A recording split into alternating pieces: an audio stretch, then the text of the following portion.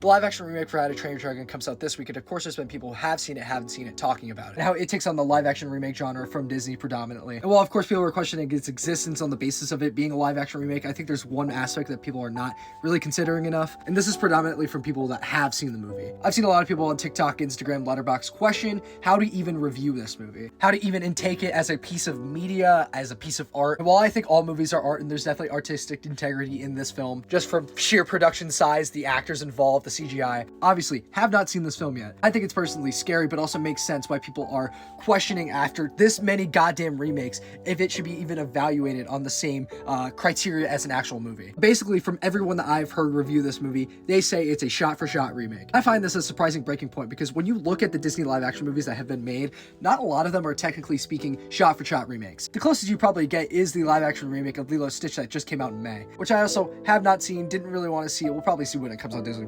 When you look at all these different live-action remakes done by Disney, a lot of the critiques by critics and by the general audience is the changes that is made to the source material, which I have always struggled with. Because throughout the history of film, there's always been the idea of the remake. Hell, there have definitely been shot-for-shot remakes like the Psycho one, that's the one that comes to mind. So what's so different about this? Obviously, the change in medium, and I think the way that Disney and other people have tried to justify the existence of a lot of these movies is something that I largely disagree with. One, everything's on a streaming service now. You can just show this to your kids, your family, whatever. Two, if you're really so desperate to show this to a new generation, then just do the process of re-releasing it in theaters. Obviously, Disney has done this a bunch. They've recently did it with The Lion King. The first time I ever saw Beauty and the Beast was in theaters. But let's be real, this is not me saying anything new or anything groundbreaking. Yeah, it's for the money. And that's why I think unless there's something that truly is bringing something new to these films, it is really hard to evaluate. For instance, one of my biggest guilty pleasures of all time is the live-action Aladdin remake. To be completely honest, I had no real nostalgia for the original animated version of this film, so that's probably the same with a lot of different people that watch these live-action remakes. Whether it be adults or younger people who are familiar with the original source material or not. Well, I do think this film does a lot of stuff with the original source material, especially with the genie and his characterization and characterizing a lot of different people, like Jasmine specifically, does that